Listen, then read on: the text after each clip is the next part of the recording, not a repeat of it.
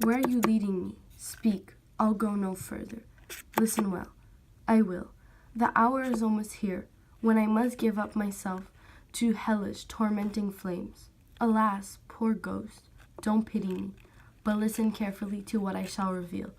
Speak, I am bound to listen. And so, are you bound to revenge what you hear? What? I am your father's ghost, doomed to walk the night for a certain time, and forced to do penance in fires during the day, until the foul sins committed while I was alive are burnt and purged away. If I weren't forbidden to tell the secrets of my prison, I could tell you a tale whose most trivial word could strike terror throughout your soul, freeze your young blood, make your two eyes pop out of their sockets, uncurl your hair, make each individual hair stand up on end like quills on frightened porcupines. But this report of eternity must not be spoken. To ears of flesh and blood, listen, oh listen, if you ever loved your father. Oh my God. Revenge, his foul and most unnatural murder. Murder? Murder most foul, as it must always be, but this one, especially evil, strange, unnatural. Tell me quickly, so I may swoop to my revenge, as with wings, as swift as meditation or as thoughts of love. An apt response. You'd be more sluggish than lazy weed comfortably roots on the banks of the river of forgetfulness, if this didn't stir you to react. Now, Hamlet, listen. It's been reported that a snake bit me while I slept in my garden, and so all of Denmark has been vilely deceived by a false tale of my death. But know this, noble youth, the snake who's bit me took your father's life, now wears his crown. Oh, I sense this, my uncle.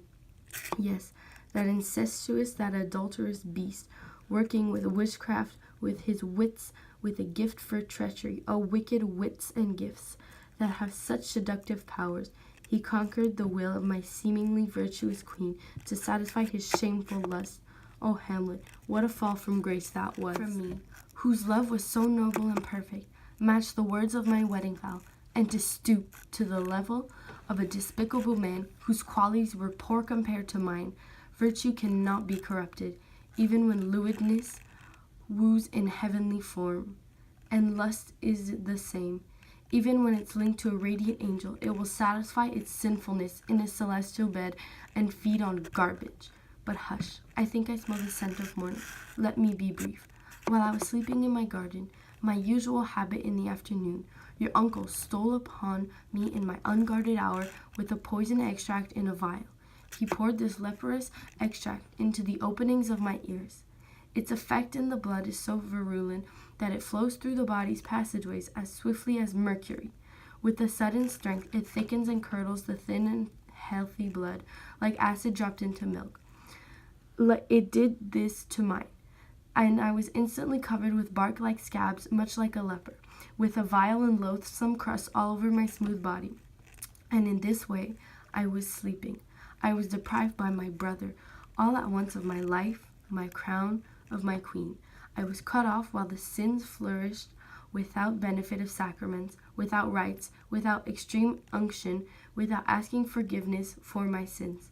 Sent to make my final account with all my sins on my head. Oh, horrible, most horrible.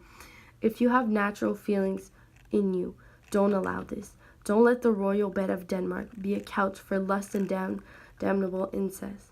But however, to prevent this, don't poison your mind or let your soul scheme against your mother. Leave her to heaven and to the thorns of conscience in her heart that prick her and sting her.